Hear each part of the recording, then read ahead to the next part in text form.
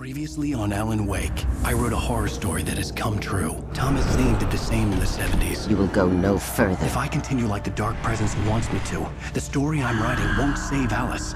It's a horror story. No one will survive. You knew Zane! Thomas Zane! You're the Lady of the Light in the song! He left something behind to help me. The clicker. Alan thought of this as he stood on the rim of Cauldron Lake, the clicker in his hand. He took a deep breath and jumped. I can get to her now. I can finish this.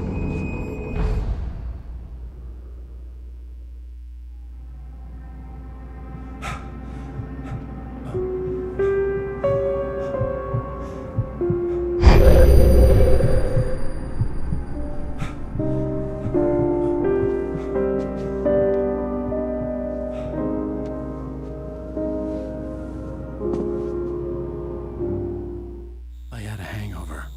My head was about to explode and the light hurt my eyes. I needed my sunglasses and painkillers to dull the pain. In one of my finer moments of self-deception, I swore to quit drinking.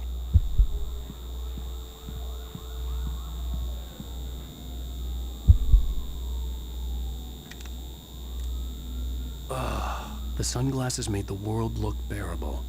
Now I could keep my eyes open without feeling like a vampire in the sun. I wasn't sure I'd make it out there without some painkillers.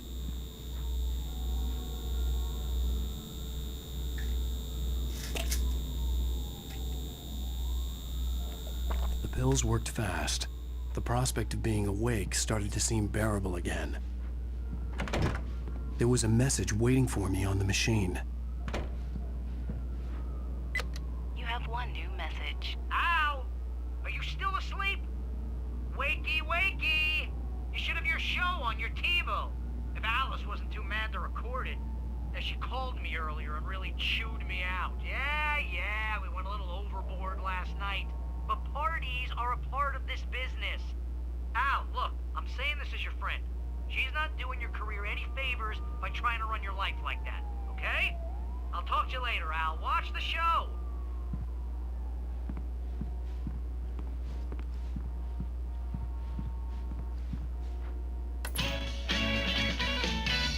Ladies and gentlemen, welcome back to the Harry Garrett Show. Thank you. Thank you, everybody. We have a great show tonight. I've been talking with the best-selling author Alan Wake about his new book, The Sudden Stop.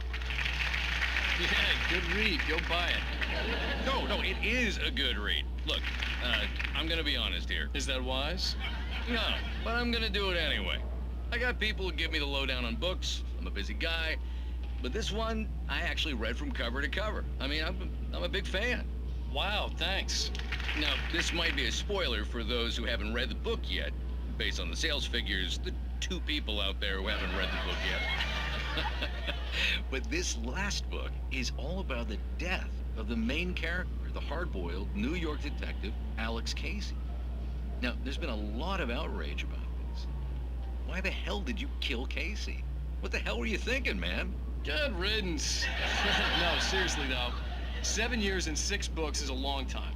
He was a gloomy guy to spend all your working hours with, and it was a good run.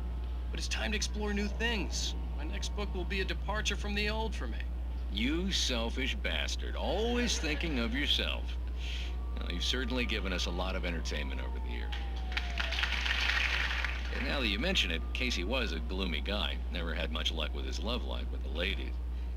Was that autobiographical in any way? Yeah, no kidding. Casey's lady friends tended to die on him. With Casey, it was all about his pain. No, nothing autobiographical about that. I'm a happily married man. My wife is my muse. Well, congratulations. That's great to hear. So, how's the publicity tour been treating you? Good, great. But I gotta say, I'm glad to be back home in New York. Well, you've certainly been on the news a lot lately. Lots of parties and, you got into a fight with some paparazzi. Oh, man. Well, that guy was really in my face. I lost my temper. I know that wasn't cool. You are famous for that temper. Well, I did also write several books. Well, your latest novel is called The Sudden Stop, and it's in bookstores now. Go get it. That means the two of you out there who haven't bought it yet. Ladies and gentlemen, that's all we have for you tonight. I want to thank all our guests for the evening. Alan Wake, Sam Lake. Once more, do the face for us, Sam. There it is. And our musical guests, Poets of the Fall. Thank you. And Hey, honey. Did you watch the show? I didn't say anything stupid if that's what you want to know. Okay, Grumpy. You want an aspirin or something? Are you gonna start with me about drinking now? You know what? Go back to sleep, Alan.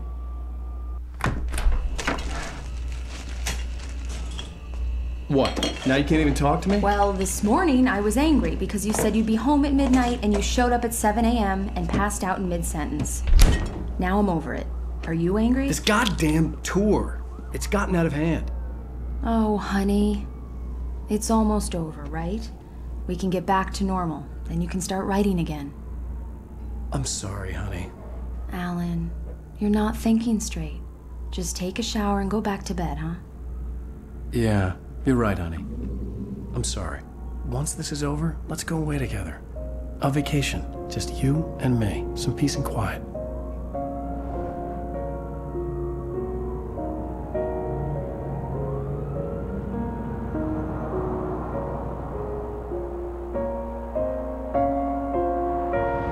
Somehow, the clicker was the key to the cabin.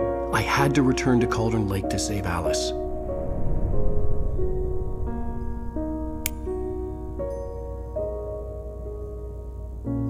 I'm going back to the lake to finish this. I'm going to write an ending to the story in the manuscript on my own terms, to make it all right. Why can't you just write it here? The last page is still in the typewriter. I need to read it first. Everything needs to be just right. Zane tried to cut some corners, and it didn't end well. Okay, ready when you are. I'm sorry, Sarah, but I need to do this alone. Barry, take her gun. Miss Weaver, close the door when I leave.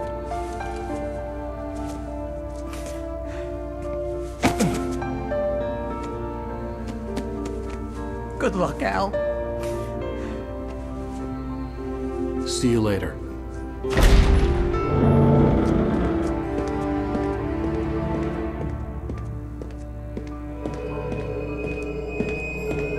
When I got out, it was warm and sunny. I'd flicked the switch of the clicker. Had it done this? I didn't stop to question it. I had to take advantage of the sunlight to get to the lake. On Zane's page, I had stood on the rim of Cauldron Lake, about to use the clicker. That's where I was headed.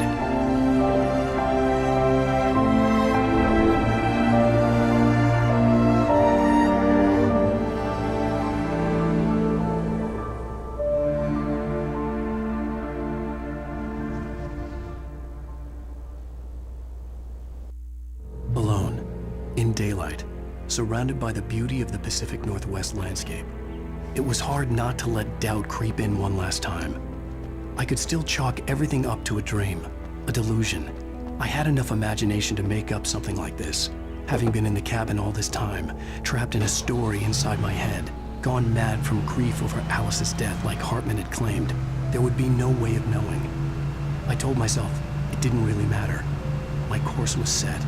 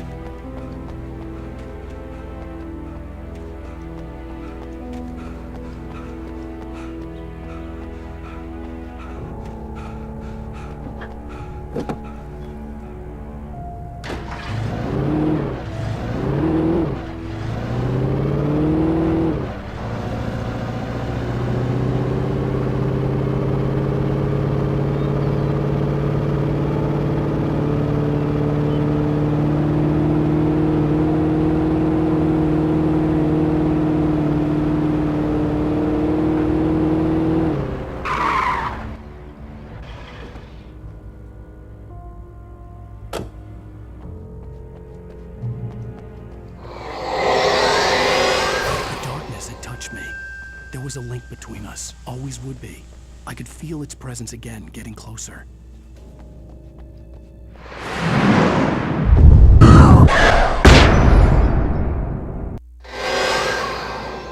I will kill your wife.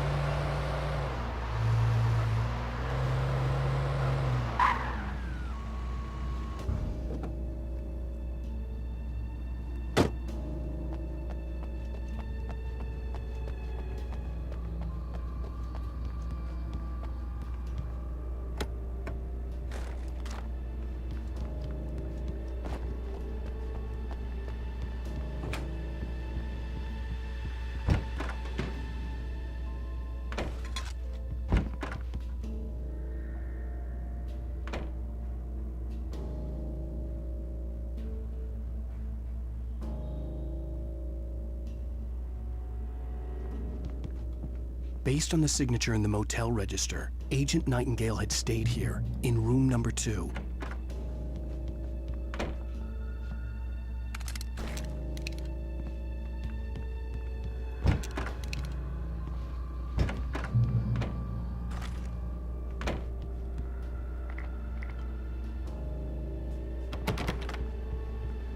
This had obviously been the room where Agent Nightingale had stayed when he hadn't been busy harassing me.